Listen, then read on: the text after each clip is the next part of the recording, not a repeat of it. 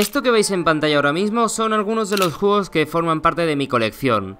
Desde que tuve mi primera consola decidí guardar todos y cada uno de estos juegos como si fueran tesoros porque formaban y forman parte de mí y quería tener un recuerdo real, algo tangible y que pudiese ver.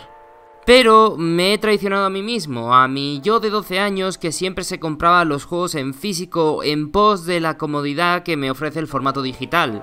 Si hoy día compro un juego físico es porque o la opción digital no me sale a cuenta o el juego me ha gustado tanto que decido tenerlo en su formato físico para ayudar un poco más a la compañía que lo haya desarrollado. El formato digital se está postulando como el futuro de la industria del videojuego, pero mientras ese futuro llega hay que poner la lupa en cómo se ha desarrollado lo físico y qué nos ha llevado hasta este momento.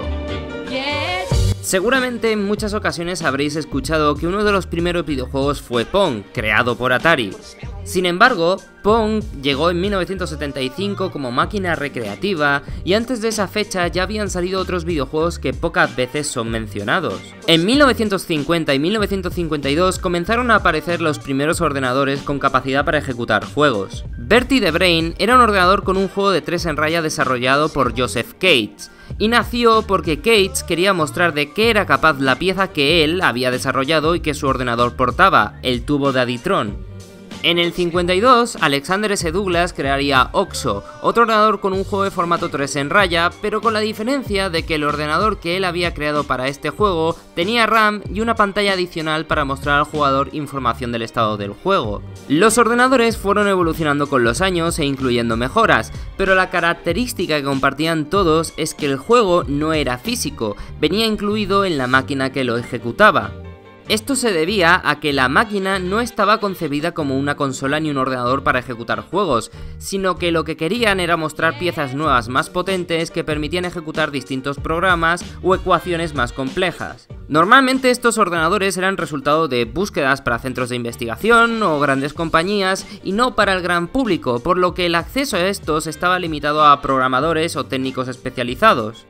En esta época parecía que los juegos iban a ser cosas limitadas para unos pocos, hasta que los ordenadores fueran más accesibles para el gran público, pero las tornas estaban a punto de girar justo antes de la aparición de Pong en el mercado.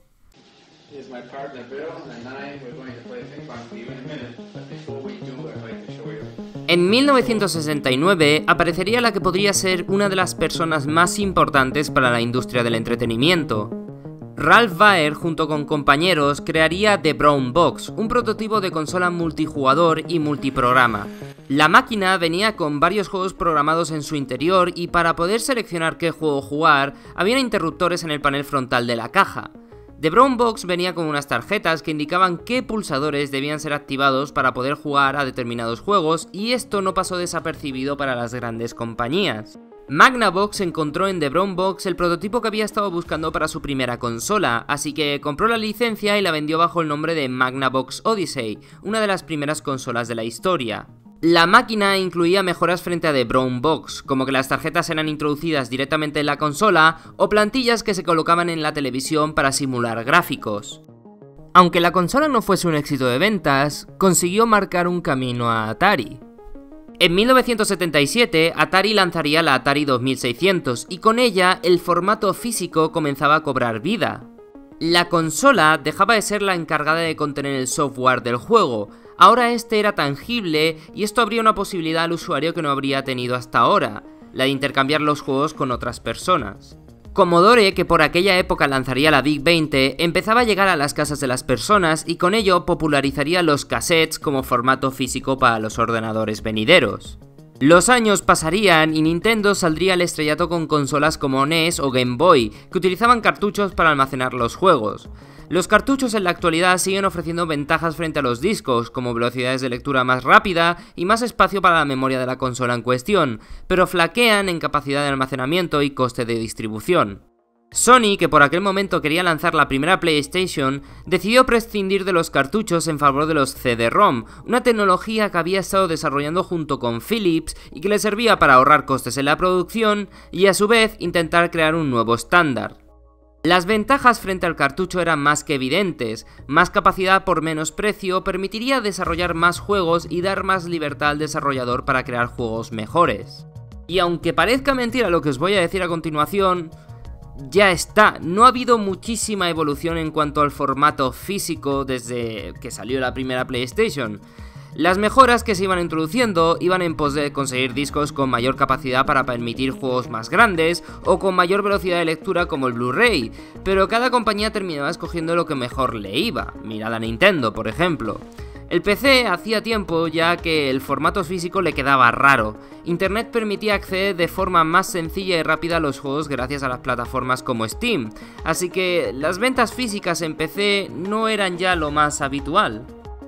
Pero en el año 2005 todo cambió. Xbox y PlayStation evolucionaron para tener una arquitectura más parecida a la de un ordenador que a las de sus predecesoras, y esto sentaba un nuevo precedente.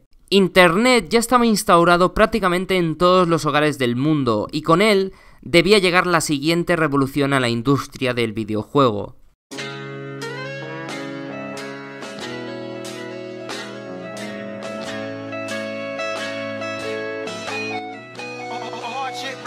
Las infraestructuras que tanto PC como consola tenían gracias a Internet ahora permitían algo que antes era prácticamente imposible: ofrecer servicios a posteriori. Modos multijugador, actualizaciones de software, DLCs y pases de temporada se postulaban como las novedades principales de las compañías ante esta nueva época. Los usuarios no entendíamos dónde estaba la gracia en ofrecer todo esto a posteriori en lugar de esperar un poco más para entregarlo con el juego original, pero la respuesta era sencilla: el dinero.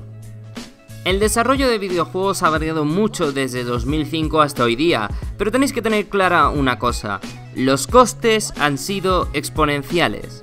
Hacer juegos más grandes y con mejores gráficos es más caro que hace 10 años. Imaginad el coste que ha tenido que ser para Rockstar desarrollar Red Dead 2. Hablamos de los sueldos de los empleados, de las facturas a pagar por parte de la empresa y el marketing para promocionar el juego.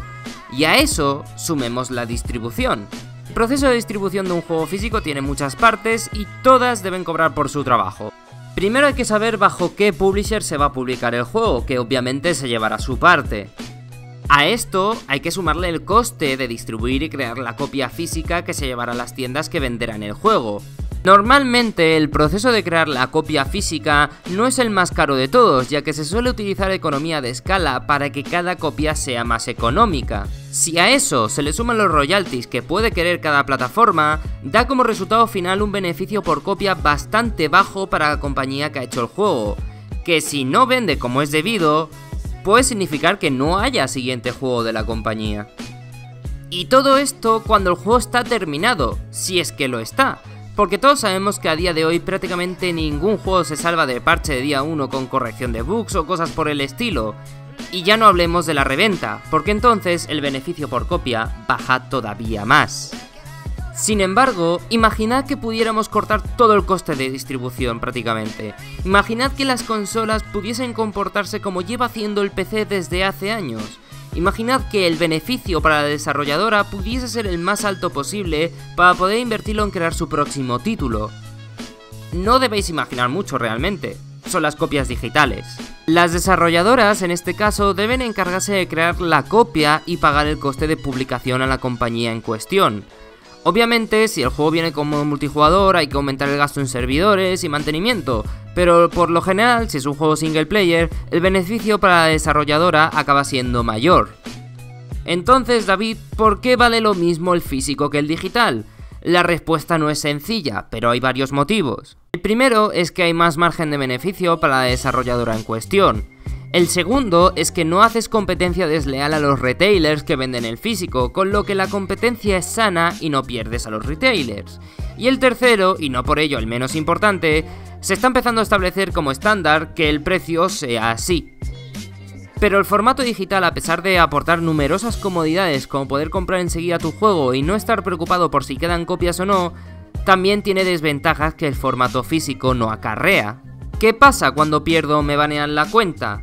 ¿Qué pasa si un día me hackean la cuenta y borran todos mis datos? ¿Qué pasa con el DRM?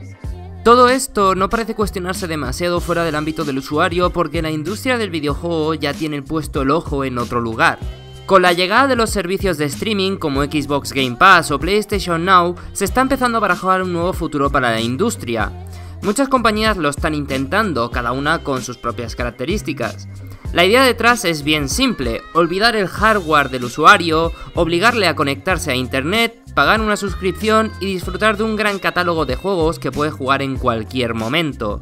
Las últimas novedades, clásicos remasterizados, los mejores indies, todo por el precio de una suscripción de poco más de 10 euros. La idea del streaming como futuro de la industria es tan tentadora que incluso Google está patentando su sistema con Project Stream.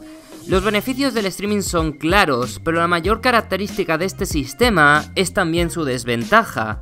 Lo más importante para el streaming es el internet. No importa la potencia de tu máquina porque el juego se estará ejecutando en un servidor externo, pero si tu conexión a internet no es buena, lo tienes complicado. Además, el servicio no puede permitirse tener lag ni cortes de conexión, porque si no, está destinado a fracasar como aquellos que lo intentaron en su inicio. Yo he podido probar un servicio llamado SoraStream y el ordenador no ejecutaba nada, abría una página web y al momento estaba jugando a Nier Automata con 0 input lag y con calidad máxima, sin preocuparme por configuraciones, si la potencia de mi ordenador era suficiente y semejantes. Está claro que la industria cada vez aboga más por abandonar el formato físico en pos de aumentar los beneficios de quienes la componen. Todavía queda saber claramente cómo el streaming podrá beneficiar a aquellas compañías que pierden las ventas del día de salida en un servicio que por 10 euros te da acceso a las últimas novedades, pero lo que está claro es que el futuro de la industria no pasa por un disco.